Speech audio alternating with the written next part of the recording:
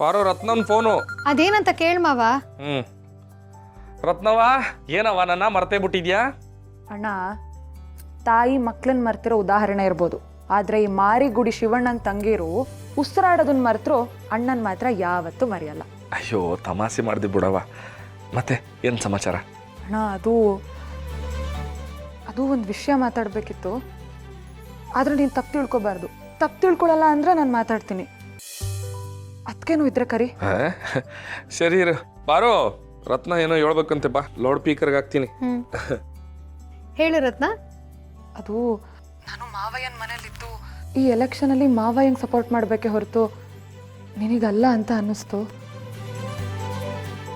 ಅದಕ್ಕೆ ಮಾವಯ್ಯನ ಪರವಾಗಿ ಪ್ರಚಾರ ಮಾಡಕ್ಕೆ ಹೋಗ್ತಿದ್ದೀನಿ. ನಿನ್ನ ತಂಗಿಯಾಗಿ ಎಲ್ಲಿ ನಿನಗೆ ಸಪೋರ್ಟ್ ಮಾಡ್ತಿಲ್ಲ ಅಂತ ನೀನು ಅದಕ್ಕೆ ಬೇಜಾರು ಮಾಡ್ಕೊಳ್ತಿರೋ ಅಂತ ಕಾಲ್ ಮಾಡಿದೆ ಅಷ್ಟೇ ಅಣ್ಣ. ರತ್ನ, ನೀನು ನಿಮ್ಮ ಅಣ್ಣಂಗೆ ಸಪೋರ್ಟ್ ಮಾಡಿದಿದ್ರು ನನಗೆ ಡೌಟ್ ಬರ್ತಿತ್ತು, ನೀನು ನಿಜವಾಗ್ಲೂ ಶಿವಣ್ಣನ ತಂಗಿನೇನಾ ಅಂತ. ಅಂದರೆ ನೀನು ಏನೂ ಕೇಳ್ದಲೆ ಮತ್ತೆ ಸಾಬೀತು ಮಾಡಿಬಿಟ್ಟೆ ಶಿವಣ್ಣನ ಸಂಸ್ಕಾರ ಏನು ಅಂತ. ರತ್ನವ, ನಾನು ಹಿಂಗೆ ಯಾವಾಗಲೂ ಹೇಳ್ತಾ ಇರ್ಲಿಲ್ವೇನವ, ನಾವು ಯಾವ ಜಾಗಕ್ಕೆ ಹೋಯ್ತೀವೋ ಮೊದಲು ಆ ಜಾಗಕ್ಕೆ ಮರೋದಿ ಕೊಡಬೇಕು. ನೀನು ಆ ಕೆಲಸನ ಮಾಡ್ತಿದ್ದೆ ಕಣವ. ನಂಗೆ ಹೆಮ್ಮೆ ಐತೆ, ಹೆಮ್ಮೆ ಐತೆ. ಈ ಬೇರೆ ಬೇರೆ ಕಡೆಯಿಂದ ನಮ್ಮ ಊರಲ್ಲಿ ಉಳ್ಕೊಳಕ್ಕೆ ಬರ್ತಾರಲ್ಲ, ಅವರೆಲ್ಲರೂ ನನ್ನ ಗಂಡ ಹೇಳೋ ಮಾತನ್ನ ಕೇಳಬೇಕು. ಆಗಲೇ ನಮ್ಮತನ ಅನ್ನೋದು ಅಳಿಸೋಗಲ್ಲ, ಇನ್ನೂ ಬೆಳೆಯುತ್ತೆ. ನಂದೊಂದು ಮಾತಿದೆ, ನೀನು ತಪ್ಪು ತಿಳ್ಕೊಳ್ಳಲ್ಲ ಅಲ್ವಾ? ಏನಕ್ಕೆ ಅದು? ನೀನಲ್ಲ, ಆ ಡೊನಾಲ್ಡ್ ಟ್ರಂಪ್ ಬಂದು ನಿನ್ನ ಮಾವನ ಪರವಾಗಿ ಪ್ರಚಾರಕ್ಕೆ ನಿಂತರು, ಗೆಲ್ಲೋದು ನಿನ್ನ ಮಾವ ಅಲ್ಲ, ನನ್ನ ಮಾವ. ಸುಮ್ಕಿರು ಪಾರು. ರತ್ನವ, ನೀನೇನು ತಲೆ ಕೆಡ್ಸ್ಕೊಬೇಡ, ಹೋಗಿ ಪ್ರಚಾರ ಮಾಡು. ನನ್ನ ಸಪೋರ್ಟು ನಿನ್ನ ಜೊತೆ ಇರ್ತೈತೆ. ಹಾಂ, ಹೋಗು. ಸರಿ ಅಣ್ಣ, ಥ್ಯಾಂಕ್ ಯು. ಬಾಯ್ ಅದಕ್ಕೆ. ಬಾಯ್ ರತ್ನ.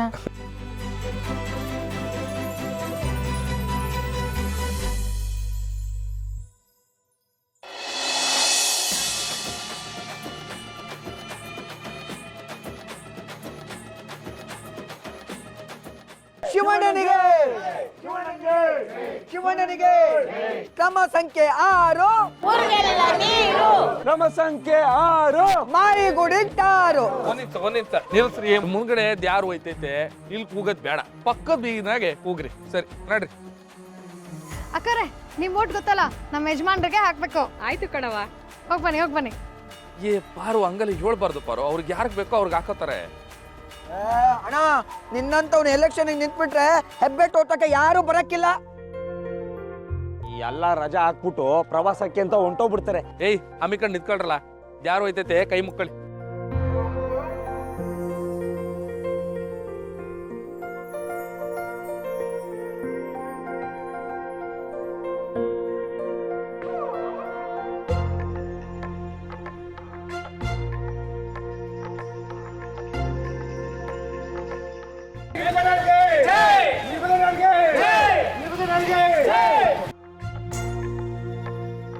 ನೀರೊಳಗೆ ಸೋಪು ಬಿದ್ರು, ಸೋಪ್ ಮೇಲೆ ನೀರು ಬಿದ್ರು ಬರುತ್ತೆ ನೊರೆ. ಮಾರಿಗುಡಿಗೆ ವೀರಭದ್ರನವರೇ ದೊರೆ. ವೀರಭದ್ರವ್ರಿಗೆ ಬೀಳ್ಬೇಕಪ್ಪ, ಬೀಳ್ಬೇಕು. ಗೆಲ್ಬೇಕಣ್ಣ, ಗೆಲ್ಬೇಕು. ಸಾಕ್ರಪ್ಪ, ಸಾಕು. ಈ ನಿಮ್ಮ ಪ್ರೀತಿ ಅಭಿಮಾನದ ಸಾಗರಕ್ಕೆ ನಾನು ಕೊಚ್ಚಿ ಹೋಗ್ತೀನೇನೋ ಅಂತ ಭಯ ಆಗ್ತಿದೆ. ನೋಡಿದ್ರೆ ಯಜಮಾನ್ರೆ, ನೋಡಿ ನಮ್ಮ ಜನಗಳಿಗೆ ನಿಮ್ಮ ಮೇಲೆ ಎಷ್ಟು ಪ್ರೀತಿ ಅಂತ.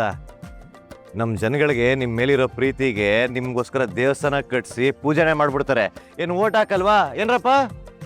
ಬೇಕಾರೆ ನೋಡ್ತೀರಿ, ಸಾಗರದಲ್ಲಿ ನೀವು ಕೊಚ್ಕೊಂಡೋಗಲ್ಲ, ಕಾಮದೇನು ತೇಲ್ಕ ಬಂದಂಗೆ ಮತ್ತೀರ ನೋಡ್ತಾ ಇರಿ. ಸಂತೋಷ ಕಣಸೀನ, ಭಾರಿ ಸಂತೋಷ ಆಯ್ತು. ಎಲ್ಲ ವ್ಯವಸ್ಥೆ ಆಗಿದೆಯೇನು? ಗಣಿ, ಏನು ಯೋಚನೆ ಮಾಡಬೇಡಿ, ಹುಡುಗರೆಲ್ಲ ನಮ್ಮ ತಾವೇ ಅವರೇ. ಶಿವು ಎದುರು ಬರ್ತಿದ್ದಂಗೆ ಪುಸ್ತಕ ಅಂತ ಅವನ ಜೊತೆ ಸೇರ್ಬಿಡ್ತಾರೆ. ಎಲ್ಲ ಸರಿಯಾಗಿ ಹೇಳ್ಕೊಟ್ಟಿದೀಯ ತಾನೇ? ಇಲ್ಲ ಅಂದರೆ ನಾಡು ಬಿಟ್ಟರು ಸುಡುಗಾಡು ಬಿಡಲ್ಲ ಅನ್ನೋ ಥರ ಎಡವಟ್ಟಾಗ್ಬಿಡುತ್ತೆ, ಹುಷಾರು. ಎಲ್ಲ ಪಕ್ಕ 7 ದಿನದಣೆ, ಯೋಚನೆ ಮಾಡಬೇಡಿ ನೀವು. ವೀರಭದ್ರವ್ರಿಗೆ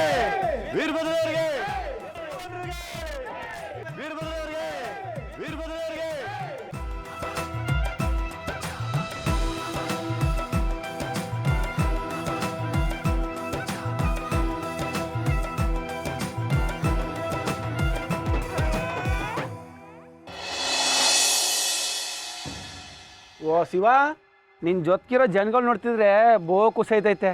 ಈ ಕೈಲಾಸದಲ್ಲಿ ಶಿವನ ಜೊತೆಗೆ ಗಣಗಳು ಇರ್ತಾವಲ್ಲ, ಹಂಗೆ ಅವರೇ ಜನಗಳು ಅಲ್ವೇನಪ್ಪಯ್ಯ? ಮಾರಿಗುಡಿ ಶಿವಣ್ಣಂಗೆ, ಮಾರಿಗುಡಿ ಶಿವಣ್ಣಂಗೆ.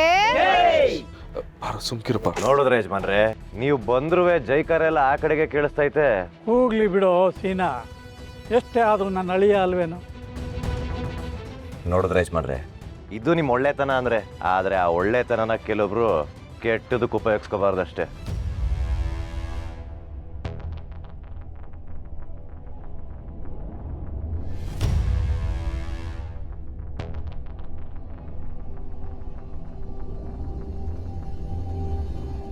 ಮಾರಿಗುಡ ವೀರಭದ್ರ ಅವರಿಗೆ, ಮಾರಿಗುಡ ವೀರಭದ್ರ ಅವರಿಗೆ, ಮಾರಿಗುಡಿ ವೀರಭದ್ರ ಅವರಿಗೆ, ಮಾರಿಗುಡಿ ವೀರಭದ್ರ ಅವರಿಗೆ, ಮಾರಿಗುಡ ವೀರಭದ್ರ ಅವರಿಗೆ, ಮಾರಿಗುಡಿ ವೀರಭದ್ರ ಅವರಿಗೆ, ಮಾರಿಗುಡ ವೀರಭದ್ರ ಅವರಿಗೆ.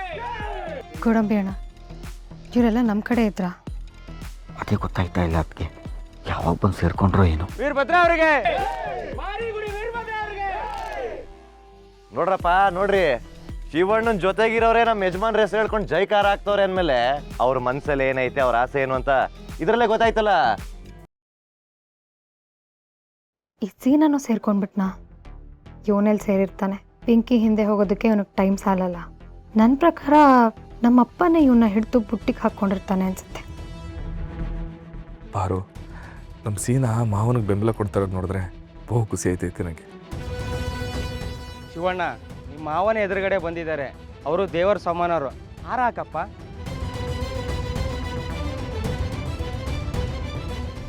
ಈಗ ನೋಡು, ಶಿವು ನನ್ನ ಕಾಲಿಗೆ ಬೀಳ್ತಾನೆ. ಆಗ ಅಳೆದು ಉಳಿದಿರೋ ಜನ ತಾನಾಗೆ ನಿನ್ನ ಕಡೆಗೆ ಬರ್ತಾರೆ.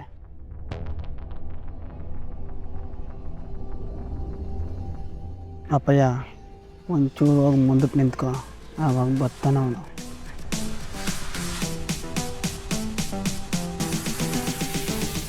ಶಿವು, ಇವತ್ತು ನಿನ್ನನ್ನು ನೋಡಿ ನನಗೆ ಹೆಮ್ಮೆ ಅನ್ನಿಸ್ತಿದೆ ಕಣೋ. ನನ್ನ ಮುದ್ದಿನ ಅಳಿಯಾನೆ ಚುನಾವಣಾ ಪ್ರಚಾರಕ್ಕೆ ನಿಂತಿದ್ದಾನೆ ಅಂದರೆ ಈ ಕ್ಷಣ ವಿಶೇಷ, ಬಹಳ ವಿಶೇಷ ಅಂತ ಅನ್ನಿಸ್ತಿದೆ. ದೆಸಗಾಲ ಒಂದಿದ್ರೆ ದಶದಿಕ್ಕೂ ನಡುತ್ತವೆ ಅನ್ನೋದಕ್ಕೆ ನೀನೇ ಸಾಕ್ಷಿ ಕಣೋ ಶಿವು. ಶಿವಣ್ಣ, ನಿಮ್ಮ ಮಾವನ ಹತ್ರ ಆಶೀರ್ವಾದ ತಗೊಳಪ್ಪ. ಏನು ಹಂಗೆ ಹಾರನ ಹಿಡ್ಕೊಂಡಿದ್ಯಾ? ಹಾರನ ಹಾಕು, ಕಾಳಿಗೆ ಬೀಳಪ್ಪ.